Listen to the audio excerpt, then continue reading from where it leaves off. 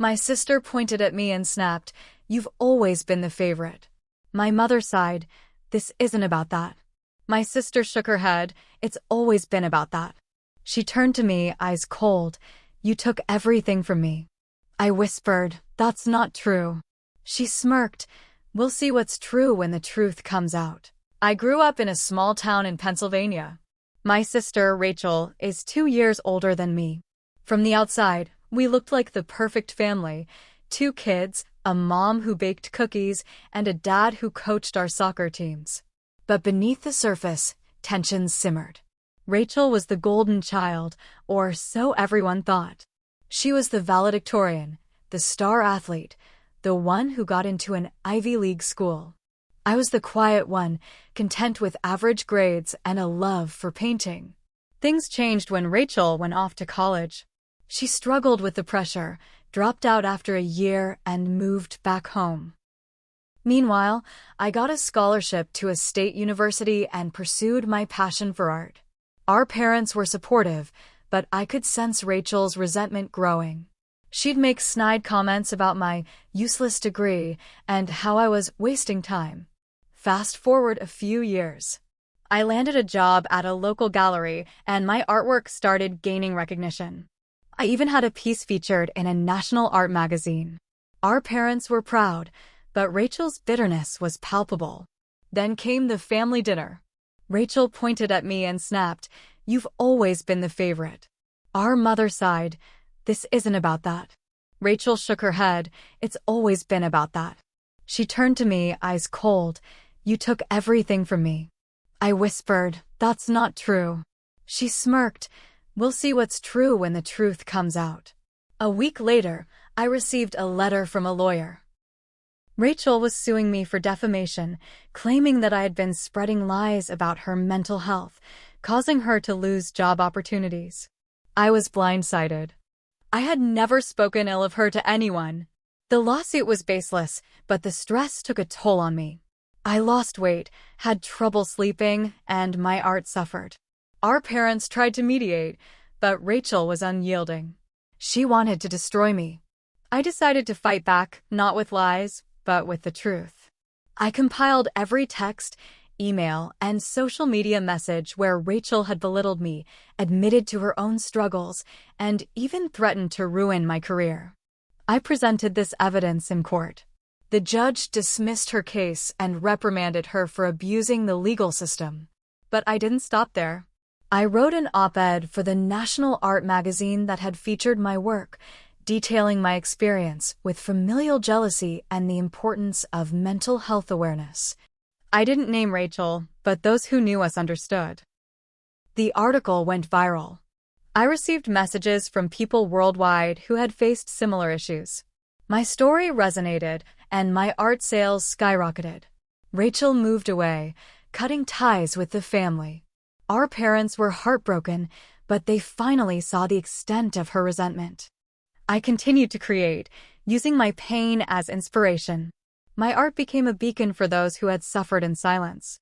Sometimes, the people closest to us harbor the deepest envy. But the truth has a way of emerging, and in the end, it's not about revenge, it's about reclaiming your narrative. Months passed. Life began to settle again, until a letter arrived. It was postmarked from Arizona. No return address. Inside was a photograph. It was a picture of my car, parked in front of my gallery. On the back, scribbled in red ink, "You think this is over?" I felt a chill run through my chest. My hands shook. I hadn't heard from Rachel in almost a year. Last I heard, she'd moved out west, living under a new name, working odd jobs. But the letter, this was a threat. I called the police. They couldn't do much. No proof it was from her. No fingerprints. Just a picture and a bad feeling. For weeks, I couldn't focus. I started locking every window, checking under my car. I changed my routine. I stopped painting for a while. But then it got worse. A woman came into the gallery one Friday afternoon. She wore sunglasses and a wide hat, too wide for fall. She smiled but didn't say much. Just wandered, staring too long at one of my darker paintings, one inspired by Rachel's betrayal. When she left, something about her stayed in my mind. I couldn't shake the feeling that I knew her. That night, the gallery alarm went off. I rushed there. Nothing was missing. Nothing broken. Just a single word, scrawled across the back wall in red spray paint. Liar. Security footage? Nothing.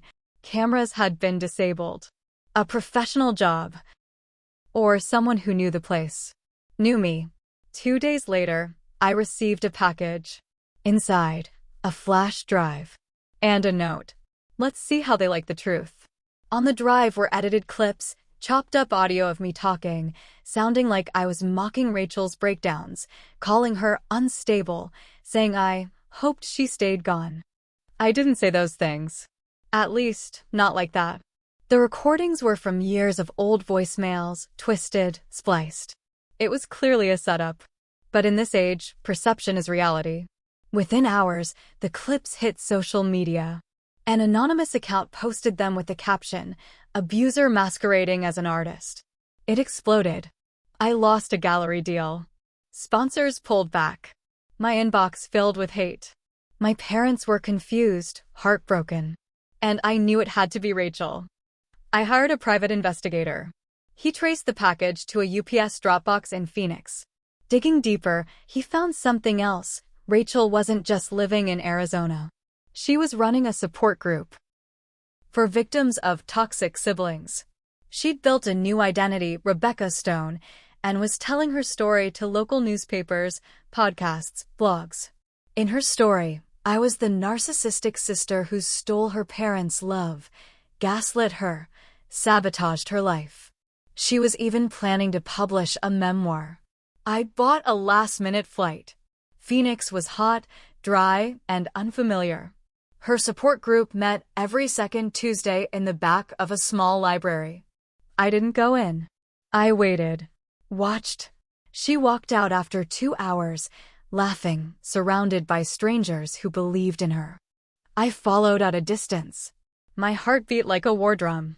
When she got to her car, I finally stepped out. She froze. "Hello, Rebecca," I said. Her eyes narrowed. "You shouldn't be here. You need to stop." She smiled coldly.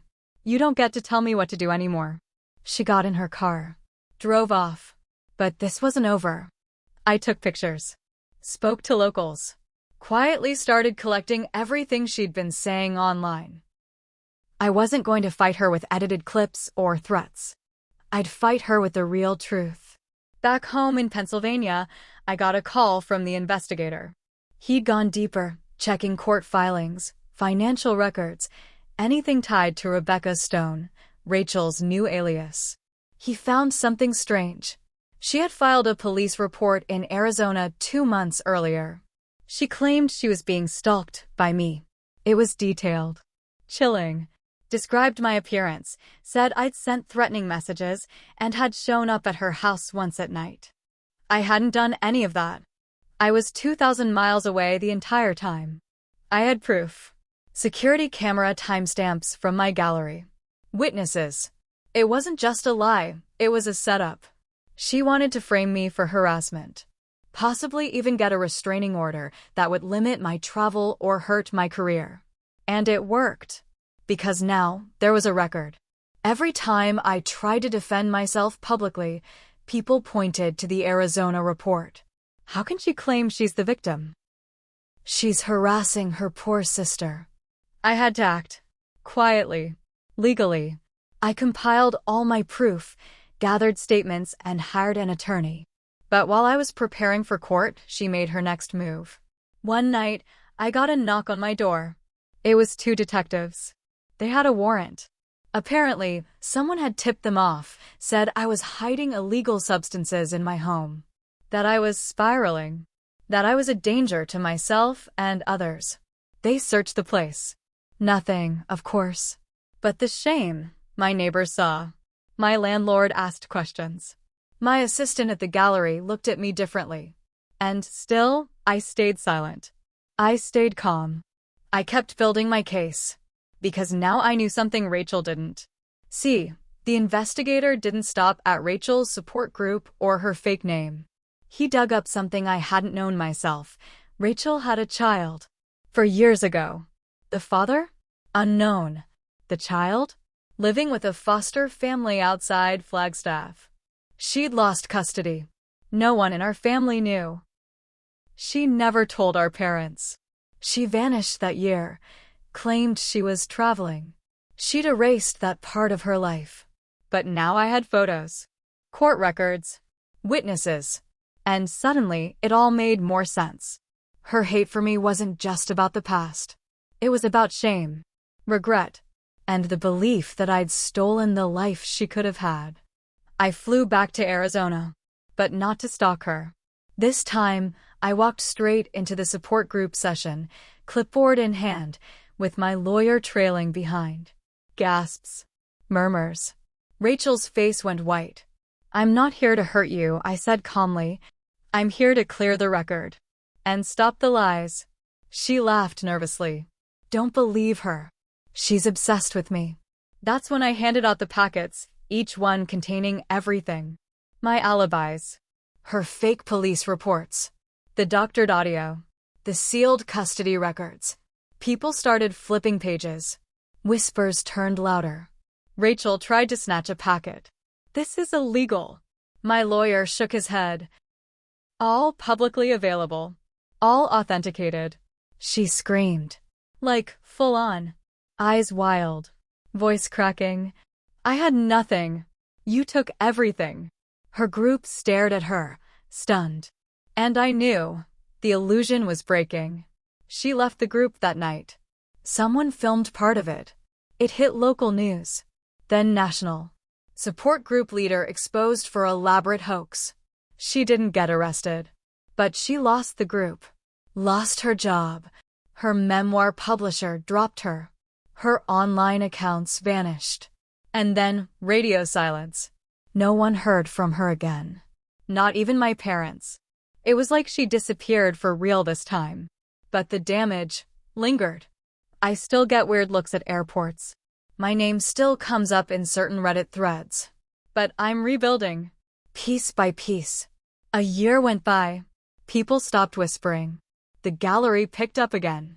I got invited to speak at a small art college about truth and pain in art.